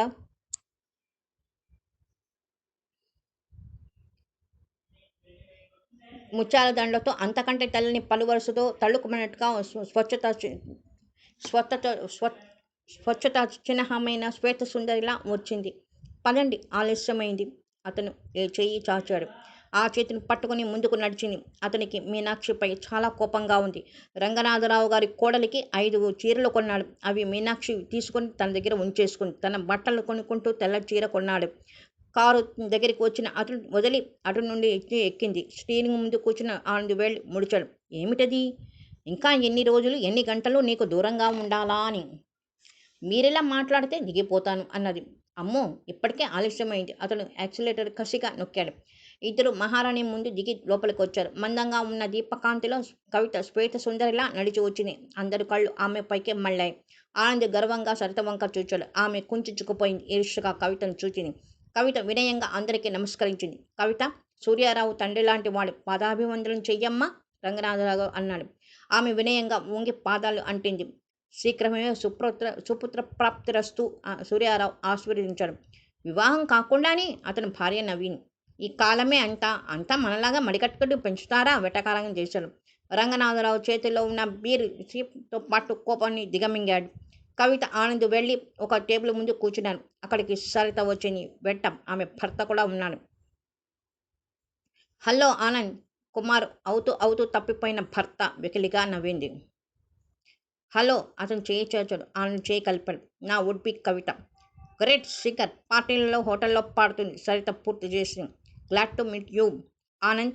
పార్టీ కాగానే మీ ఇద్దరు పాడాలి. ఊరికే వదిలే 116 నాన్నతో ఇప్పిస్తాను. Thank you. మా పెళ్లి ఖర్చులేలా అని బాధపడుతున్నాను అన్నాడు ఆనంద్. కవిత ముళ్ళ మీద ఉన్నట్టుంది. అందరూ హాయిగా తాగారు, తిన్నారు. ఆమె ఏమి తినలేకపోయింది. గట్టున పడిన చేపల, నూనెలో పడిన చీమలా ఉంది ఆమె పరిస్థితి. ఆనంద్, మనం వెళ్ళిపోదామా మెల్లిగా అడిగింది. అలాగే అన్నాడు కళ్ళతో ధైర్యం చెబుతూ. అందరి భోజనాలు అయ్యాయి. హాల్లో డ్యాన్స్ ప్రోగ్రాం ఉంది, రండి. ముఖ్యమైన స్నేహితుల కోసం ఏర్పాటైంది. మమ్మల్ని క్షమించండి మావయ్య లేచాడు ఆనంద్. అరే, డ్యాన్స్ చూడబోయి మళ్ళీ చూస్తావో లేదో చెయ్యి పట్టి లాగాడు. కవిత, ఒక 5 నిమిషాలు కూర్చో, వెళదాం. కవితకి ఇబ్బందిగా ఉంది. హాల్లో అప్పటికే జనం నిండిపోయారు. ఒకవైపు నిల్చుండిపోయారు సూర్య కుటుంబం, రంగనాథ కొడుగారి కుటుంబం కుర్చీలు వేస్తున్నారు. పక్క గదుల నుండి వచ్చిన గీత ఆశ్చర్యంగా చూసింది. అక్క, నువ్వు పాడుతున్నావా? చెల్లెని అక్కడ చూడగానే బాహ్యస్ఫూర్తి కోల్పోయింది కవిత. కడుపులో కార్చిచ్చులా రగులుతున్న కోపం బుస్సుమంది. ఏ, నువ్వు ఆడగాలి లేని తప్పు నేను పాడితే వచ్చిందా? వెటకారంగా అంది కవిత. కంగారుగా ఆమె భుజం బట్టి వెనక్కి లాగాడు ఆనంద్. అక్క, గీతకు అర్థమైంది. శేషు పోయినప్పుడు కారులో వచ్చిన యువకుడు అతను. ఆమె సూక్ష్మగ్రాహ్యం. ఆ చుట్టూ అందరూ తమనే చూడటం గ్రహించింది. ఓ సారీ మిస్ కవిత, ఒకప్పటి స్నేహితురాలవని పలకరించాను. Wish you good luck. Geeta లోపలికి పోబోయింది. సూర్యారావు గీతని కవితని మార్చి మార్చి చూచాడు. అచ్చు గుద్దినట్లు పోలికలు కనిపిస్తున్నాయి. అతను గీత భుజం పట్టి ఆపాడు. కవిత, నీకు అక్క కదూ? పిలుస్తాను. పిలవకూడదా? నటించకూడదు. రంగా, నీ తెలివికి నా జోహార్లు రా. ఆడే పాడే అమ్మాయిలు కోడళ్ళైతే పోయిందంతా సంపాదించుకోవచ్చు నవ్వాడు వెటకారంగా. సూర్యం, రంగనాథరావు గారు ఆవేశంగా ముందుకు వచ్చి గీత చేయి పట్టుకున్నాడు. ఏయ్, ఎవరు నువ్వు? వదలండి. నా పేరు శబనం. ఇక్కడ డాన్సర్ని. వదిలించుకుని దూరంగా వెళ్ళిపోయింది. తలపై 1000 ఏనుగుల తొక్కుతున్నట్లు నిలబడిపోయింది కవిత. ఆ అమ్మాయిని అక్క అని ఎందుకు పిలిచావు? మిమ్మల్ని మామయ్య అంటాను తప్ప, కొన్ని చోట్ల కొన్ని ఆమె పాటలు విన్నాను, అభిమానించాను. నాన్న, ఈ రగడ దేనికి? ఆ అమ్మాయి అక్క అని పిలిచినంత మాత్రంలో మనకు వచ్చిన నష్టం ఏంటి? వెళదాం పదండి. ఆనంద్ దాదాపు కవితను లాక్కోవచ్చినట్టుగా వచ్చేశాడు. ఆమె కారులో కోలేశాడు. ఆమె కింద పడి పళ్ళ మీద బిగబట్టే దుఃఖం ఆపుకుని గ్రహించాడు. 5 నిమిషాలకు రంగనాథరావు, మీనాక్షి వచ్చారు. సాగనంపుతో సూర్యారావు వచ్చాడు. క్షమించు రంగా, పోలికలు కనిపిస్తే అలా అన్నాను. నాకు తెలీదా నువ్వు పరువు ప్రతిష్ఠ అంటే ప్రాణం పెడతావని? Wish you good luck Anand. Thank you అన్నాడు. అగ్నిలో ఆజ్ఞం పోసినట్టు ఆర్పగల సామర్థ్యం నీకే ఉంది సూర్యారావు అనుకున్నాడు మనసులో. ఇంటికి రాగానే రంగనాథరావు కవితను పిలిచాడు. మీ ఇంట్లో నీకు ఎవరంటే గౌరవం ఇష్టం కవిత? ఆప్యాయంగా అడిగాడు. నాన్నగారంటే చాలా గౌరవం. వారిప్పుడు లేరు. ఆ ప్రసక్తి ఎందుకు? ఆనంద్ అంటే ఆ విషయంలో మీకు అనుమానం ఎందుకు వచ్చింది? తల ఉంచుకుని అడిగింది కవిత. మీనాక్షి ఆనంద్ గుడ్లప్పగించి చూస్తున్నారు. నాకు జవాబు కావాలి. ఆనంద్ అంటే అభిమానం గౌరవం కదూ? ఎట్టించినట్టు అడిగింది. అవునన్నట్లు తల ఊపింది. ఆనంద్ మీద ప్రమాణం చేసి చెప్పు. ఆ శబనం ఎవరు? భయం విహాల అయినట్టు అందరి వంకా చూచింది. ఆనంద్, నీ ప్రమేయం అనవసరం, మాట్లాడక. ఆ ఆ అమ్మాయి శబనం కాదు, నా చెల్లెలు గీత అన్నది నిశ్చలంగా. ఎంతటి దానివే? క్లబ్లో డాన్స్ చేసేదాన్ని అక్కవా? మా కొంప ముంచడానికి వచ్చావా? మీనాక్షి గయ్యమంది. ఉరుకంబం ఎక్కబోయే ముద్దాయిల నిర్వాకరంగా నిల్చుంది కవిత. పిన్ని, ఎందుకు ఆ నిందలు? ఆమె చెల్లెలు డాన్సర్ అయితే ఆమెదేం తప్పు? ఆనంద్, ఈ ఇంటి పరువు ప్రతిష్టలేం గాను అన్నీ జాగ్రత్తగానే ఉంటాయి. నందు, ఇంకా అమ్మాయిని చేసుకుందామనే ఉద్దేశం ఉందా? రంగనాథరావు గారు అడిగారు. ఉద్దేశాలు మార్చుకోవడం అవసరం ఏం కలిగింది? ఆ అమ్మాయి బ్రతకటం ఆమె బ్రతుకుతోంది. పరువు మర్యాద గల సూర్యారావు కూతురు సగం శరీరం బజార్లోనే ఉంది. చూశావా? నోరు మొయ్యి. నా ఆర్థిక పరిస్థితి దిగజారింది కాబట్టి నేను దిగజారుతానా? లోకం అనుకుంటుంది. ఈ వివాహం జరగటానికి వీల్లేదు. ఇదే మీ నిర్ణయమా? 2 సార్లు చెప్పే అలవాటు నాకు లేదు. చెప్పించుకునే అలవాటు నాకు లేదు. పదా కవిత. చూశారా, ఈనాడు తెలిసిందా నీ కొడుకంటే మీరంటే ఎంత గౌరవమో? వెటకారం చేసింది మీనాక్షి. ఆనంద్ ఆగాడు. మా నాన్నగారి ఆస్తి కరిగించావు. మనసులో ఏ మూలో ఉండే జాలి కరిగిస్తే కానీ నీకు తృప్తి లేదా? వస్తాను నాన్న. నేను చేసేది పొరపాటు కాదని తెలుసు. నువ్వు అనుకోగానే సరిగా. రేపు నీ ముఖానే అందరు నవ్వుతుంటే గాని బుద్ధి రాదు. వద్దండి, నా గురించి మీరు విడిపోయిన నాకు ఇష్టం లేదు. నా బ్రతుకు నేను బ్రతకగలను. కవిత రంగనాథరావు గారికి నమస్కరించింది. కవిత, ఎవరిని ప్రాధేయపడవలసిన పని లేదు. ప్రతి వ్యక్తికి తను ఆడుకునే పాడుకునే హక్కు ఉంది. దాని గురించి ఎవరు ఆక్షేపించవలసిన అవసరం లేదు. పద వెళదాం. కవిత భుజం పట్టి తీసుకుని వెన్ను తిరిగాడు. ఆనంద్, నా మాట వినండి. ఈ ఒక్క మాట. ఈసారి నీ మాటే వింటాను. పద. ఇద్దరు గుమ్మం వరకు వెళ్ళారు. ఆనంద్, కొడుకుగా నీ బాధ్యత మర్చిపోయినా కన్నందుకు నా బంధం వదిలించుకునేది కాదు. ఆ అమ్మాయిని వదిలి ఏనాడు వచ్చినా నీకు ఇంట్లో ఆశ్రయం దొరుకుతుంది అన్న రంగనాథరావు గారు హెచ్చరించాడు.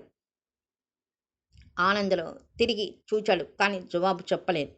పిలవండి. పింతల్ని వెళ్ళగొట్టిదన్న పేరు నాకెందుకు? మీనాక్షి అన్నది. పిలవాల్సిన పనే లేదు. హాయిగా కారు మీద తిరుగుతూ కాలు మీద కాలు వేసుకుని బతికినవాడు కాళ్ళు నడకన తిరిగినాడు. ప్రేమ ఎగిరిపోతుంది. పెళ్ళం యావగించుకుంటుంది. అప్పుడు ఇల్లు గుర్తుకొస్తుంది. ఆనంద్ మాట్లాడక గుమ్మం దాటాడు. రాజమ్మ ఏడుస్తూ పరుగు పరుగున వచ్చింది. ఆనంద్ బాబు, అన్నం తిని వెళ్ళు బాబు. ఇప్పుడు పార్టీ నుండి వస్తున్నాం రాజమ్మ, తప్పక తింటాం. నీ మీద నాకు ఇంకోపం నాకు. రాజమ్మ, పీరయ్య అసహాయంగా చూచారు. ఆనంద్ గేటు దాటి ఆటో రిక్షాని కేకేశాడు. ఆటో వాడికి కృష్ణ అడ్రస్ చెప్పాడు. ఆటో వెళ్ళి కృష్ణ ఇంటి ముందు ఆగింది. తలుపు తట్టాక కృష్ణ వచ్చాడు. అరే, ఇంత రాత్రిపూట కచేరీ చేశారా? అంత కంగారు దేనికిరా? మేము ఇల్లు విడిచి వచ్చాము. కవితను మీ ఇంట్లో ఒంటరిగా వదిలి ముహూర్తం వరకు నిశ్చితంగా ఉండలేం. మరి ఇప్పుడు ఏం చేద్దాం? ఎక్కడైనా దండలు మార్చుకొని అయినా వివాహం కావాలి. రిజిస్టర్ ఆఫీసులో రేపు అవుతుంది మా వివాహం. అయితే ఈ రాత్రి ఇక్కడే ఉండండి అన్నాడు. అతను వెళ్ళి భార్యను లేపాడు. విషయం అంతా చెప్పాడు. ఆమె కవితను లోపలికి తీసుకెళ్ళింది. ఆనంద కృష్ణ మాట్లాడుతూ ముందు హాల్లో కూర్చున్నారు. ఇంటావిడ వెనకనే గది కూడా ఖాళీ చేసి వచ్చింది. దాంట్లో వంట సామాన్లు సర్దుతూ కప్పు వంక దిగులుగా చూచింది కవిత. ఏమిటి కవి? ఆనంద్ సరుకులు తీసుకుని వచ్చాడు. ఆ గది కప్పు ఎప్పుడు కూలుతుందేమని భయంగా ఉందండి అంది. బాగుంది నీ అనుమానం. పాత సామాన్లు పెట్టి అలానే ఉంటుంది. వాడితే 4 రోజుల్లో వాసయోగ్యం అవుతుంది. ఏమో బాబు, ఈ పాటిదానికి 30 రూపాయలు పెంచినందుకు అన్నది. మనసు కలిసిన మనిషి కష్టసుఖానికి ఉంటుంది. మనకు ముందు గది చాలు అన్నాడు.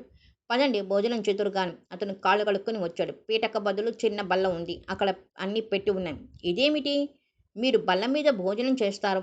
2 రోజులుగా మీ అవస్థ గమనించాను అన్నది అతనికి వడ్డిస్తూ. నీకేది? నేను తర్వాత తింటాను. ఆమె జడపట్టి లాగాడు. వచ్చి అతని ఒడిలో పడింది. మన జీవితమే ఈ యుగలగీతి కావాలి డియర్. ఏ పని ఒంటరిగా చేసిన అసంపూర్ణంగా ఉంటుంది అన్నది అరముడుపు కన్నులతో చూస్తూ. ఇద్దరు భోజనం ముగించారు. అతను కాలేజీకి తయారవుతున్నాడు. కాస్త ఇబ్బందిగానే ఉంది. ఒంటి మీద గుడ్డలు కక్క యువజ్యోతి వాళ్ళు ఒక జత బహుకరించారు. అది బయట పెడితే కవిత బాధపడుతుందని మైలగా ఉన్న గుడ్డలే వేసుకున్నాడు. మరో జత ఉతికి ఆరవేసింది. మీ బట్టలు మాసిపోయాయి. ఈరోజు ఒక్కరోజేగా. ఆనందబాబు సూట్ కేసు మోసుకొని పీరయ్య వచ్చాడు. నాన్న ఎలా ఉన్నారు పీరయ్య? ఆయనకేం బాగానే ఉన్నారు. అమ్మగారి అన్నకు జలుబుట, ఊరు వెళ్ళారు అన్నాడు పెట్టి కింద పెట్టి. ఇవేమిట్రా? మీ బట్టలయ్యా. అమ్మగారు చూస్తే పాత్ర వాళ్లకు వేస్తోంది అన్నాడు. వాటిని చూస్తుంటే తన ఇల్లు తన వారిని చూచినట్టే ఉంది. వివాహం కాగానే నమస్కరించాలని వెళితే తండ్రి కాస్త మెత్తపడ్డాడు. గెటౌట్ అంటాడనుకున్నాడు. కానీ అదే పాత పాట వల్లించాడు. అడ్డలనాడు బిడ్డలు కానీ గడ్డాలనాడు బిడ్డలా? నానా, గీత అక్క కావటమే కవిత తప్ప. క్యాబరే డాన్సర్లంతా వ్యభిచారాలని ఎందుకు అనుకుంటున్నావు? అదో కళ. ఇంట్లో వెళ్ళు అనేవాడే. నువ్వు సమర్థించేంత దాకా కళే నాయనా. రేపు ఆయన బజారు పడుతుంటే మొన్న సూర్యారావు ఉమ్మేసినట్లు ఈ జనం ముఖాన ఉమ్మేస్తే కానీ తెలిసి రాదు. అడుగున పడిపోయిన అవమానం నేనున్నానంటూ బయటకు బూసలు కొట్టుకుంటుంది రంగనాథరావు హృదయంలో. చిచి, మళ్ళీ ఎందుకు వచ్చావు? వెళ్ళిపో. అతను లేచి గదిలోకి వెళ్ళిపోయాడు. పిన్ని, నీవు మెత్తని కత్తివి. ఒక్కసారి నీ క్లబ్ స్నేహితురాలందరి గురించి ఆలోచించు. పెద్దింటి వారమని గొప్పవారమని సంతోషిస్తారు. వాళ్ళంతా వ్యభిచారుల కన్నా హీనమైపోయారు. షరాప్. పదండి. భయంగా ఆనంద్ చేపట్టుకుంది కవిత. ఇద్దరు వెనక్కి తిరిగి వచ్చారు. ఆనంద్ చిన్ననాటి నుండి తనకు జరిగిన అన్యాయం, పెళ్లికి జరిగిన ఆడంబరం తలుచుకుంటే ఆ ఇంటి మీద తండ్రి మీద కోపం వచ్చింది. ఆనాడు తర్వాత పీరయ్య మొదటిసారిగా చూస్తున్నాడు. అతనికి కాఫీ కలిపి ఇచ్చింది కవిత. రాజమ్మ ఇక్కడికి రావాలనేమో అడగండి అయ్యా. ప్లీజ్ వద్దు పీర్. అక్కడ ఆయనని చూసుకోవాలి. మీ ఇద్దరు వెళ్ళిపోతే పిన్ని చూస్తుందా? పెద్దయ్య కోసమే ఉండాలి మరి. ఇంటి కబుర్లు చేరవేసి వెళ్ళిపోయాడు. కవిత ఇస్త్రీ బట్టలు తీసి అతని బట్టలు వేసుకుని తయారవు బయటకు వెళ్తుంటే ఏదో పని ఉన్నట్టు వచ్చి కవితను దగ్గరగా తీసుకుని నుదురు పెదవులు గాఢంగా చుంబించాడు. అయ్యో, తలుపు తీసింది. ఇంటివారు పిన్ని చూస్తే ఎక్స్ప్రెషన్ పొందుతుంది. ఇది నా జన్మ హక్కోయ్. స్నేహితులకో హస్కు కొడితే అక్కడ ఆలస్యం చేస్తే అలిగి కూర్చోటం నా జన్మ హక్కు అన్నది. నలుగురు కలిసినప్పుడు మాట్లాడక పరిగెత్తుకు వస్తే పెళ్ళానికి భయపడుతున్నాడు రోయ్ అంటారందరూ అనుకొని అంత ధైర్యం ఉంటే వచ్చేస్తాను. అతను వెళ్ళిపోయాడు. ఇల్లంతా సర్ది కూర్చుని శేషు గుర్తుకొచ్చాడు. ఆస్టిమైటిస్తో తీసుకున్నాడు. తనే సరైన వైద్యం చేయించలేకపోయింది. అది సెప్టిమాలోకి దింపింది. ప్రాణం తీసింది. అక్క తలెత్తి చూచింది. గీత నిలబడింది. రా గీత నిర్వాకంగా పిలిచింది. క్షమించక్క, నా పిలుపు వల్ల నీ జీవితంలో అల్లకల్లోలం అవుతుంది అనుకోలేదు. నువ్వు పాడటానికి వచ్చావనే పిలిచాను. గీత కన్నీటితో అర్థించింది. ఎన్నాళ్ళని దాస్తాము? జరగవలసింది జరిగిపోయింది. ఆనంద్ గారంటే అతనికి నమస్కరించి పోదామనుకున్నా. రేపు సాయంత్రం వెళ్ళిపోతున్నాను. ఎక్కడికి గీత? బొంబాయి వెడుతున్నాను. ఇక్కడుంటే ఏదో సందర్భంలో తటస్థపడతాను. అది నీ జీవితానికి మచ్చ అవుతుంది. గీత చెల్లెలు చేయి పట్టుకుంది. మాటలు గొంతుకు అడ్డం పడినట్టుగా అయ్యింది. నాకు నువ్వు, నీకు నేను మిగిలాం. నిన్ను తిట్టిందైనా ఈ సమాజం కోసం చెల్లి. చెడిపోయిన వాళ్ళు, ఆడవాళ్ళు మనం పవిత్రంగా ఉన్నామని నమ్మరే. నమ్ముతారక్క, నమ్ముతారు. ఎప్పుడో తెలుసా? మన దగ్గర డబ్బు ఉంటే నమ్ముతాను. ఆ డబ్బు సంపాదిస్తాను. అక్క, నా మనసు మారితే నేను ఎవరినైనా కావాలనుకుంటే నీకు చెప్పే. గీత బాధగా చూచింది. అవునక్క, విలువలు, సాంప్రదాయాలు డబ్బుతో మారుతూ ఉంటాయి. చెల్లెలికి అన్నం వండి పెట్టింది. గీత వద్దని అనలేదు. వారానికి ఉత్తరం వ్రాస్తాను వెళ్ళిపోయింది. వెడుతూ మళ్ళీ అడిగింది. అక్క, ఆనంద్ గారి తండ్రితో ఒకసారి మాట్లాడనా? వద్దు గీత, అది ఇంకా తలనొప్పి కలిగిస్తుంది. ఇలాంటి సమస్యలు కాలమే పరిష్కరించాలి. అక్క జాగ్రత్త. వెళ్ళిపోయింది గీత. అక్కడే నిల్చుంది కవిత. కవిత, ఒకసారి ఇలా వస్తావా? కమలమ్మ పిలిచింది. ఏమిటి పిన్ని? ఆవిడ వాటాలో వెళ్ళింది. ఇదిగో, ఈవిడ మా చిన్న ఆడబొచ్చు. ఉద్యోగం చేస్తోంది. ఈ ఊరు వచ్చి ట్రాన్స్ఫర్ అయ్యింది. అప్పుడప్పుడు కనిపించు. అలాగే పిన్ని. నమస్తే. నమస్తే. ఆవిడ్ని పిన్ని అంటున్నావు? ఆవిడ ఆడబడుచు, నన్ను అత్త అంటావా? అబ్బే, అంత త్వరగా వరుస. స్నేహం కలవనివ్వండి. అమ్మ నాన్న లేని మమ్మల్ని ఆదుకున్నారు కాబట్టి ఆప్యాయంతో పిన్ని అంటాను అంతే.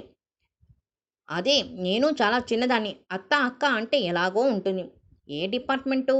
Educational department. నాకున్న సర్వీసుకి ఎవడికుంది? ఏ పాటికి జాయింట్ సెక్రటరీని కావాల్సిన మాట. పాపం. పాపమని మెల్లిగా అంటావి. దరిద్రపు ముండా కొడుకులు సీనియారిటీ అర్హత ఏది చూడరు. నా సర్వీసు ఉన్నంత వయసు లేని ముండా కొడుకులంతా గొప్ప పదవుల్లో ఉన్నారు. కవిత నవ్వు ఆపుకోవటానికి దగ్గు సాకు చేసుకుని బయటికి వచ్చింది. చిన్నగా కనిపించాలని జడ వేసుకున్న ముఖంలో ముడతలు, చెంపల దగ్గర మెరిసిన వెంట్రుకలు ఆమె వయసును దాచలేకపోయాయి. యువజ్యోతి సాంస్కృతిక సంఘం ప్రెసిడెంట్ గోపాలరావు గారు వచ్చాడు. నమస్తే, రండి రండి. చూడమ్మా కవిత, నాకు అట్టే సమయం లేదు. మా అబ్బాయి రెడ్డిపల్లిలో అపాయింట్మెంట్ అయ్యాడు.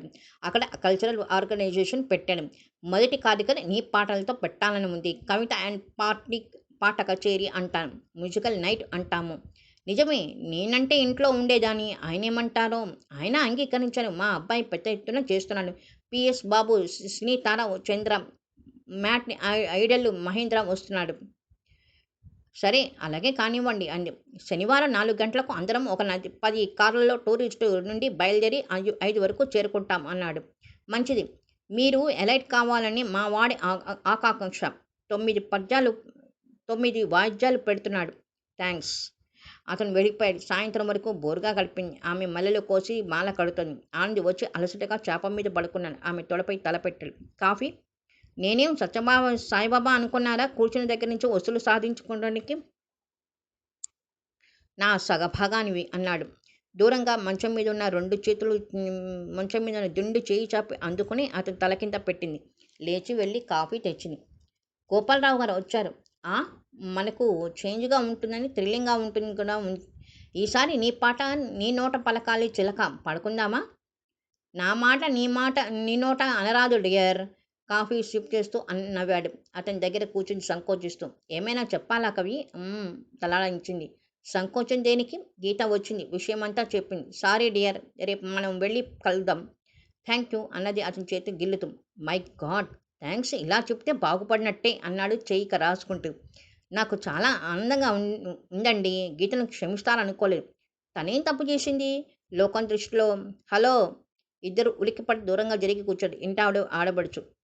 మీరు మిస్టర్ ఆనంద్ అనుకుంటా. నా పేరు శాంభవి. ఇందాక మీ ఆవిడతో మాట్లాడి ఒట్టి బోర్.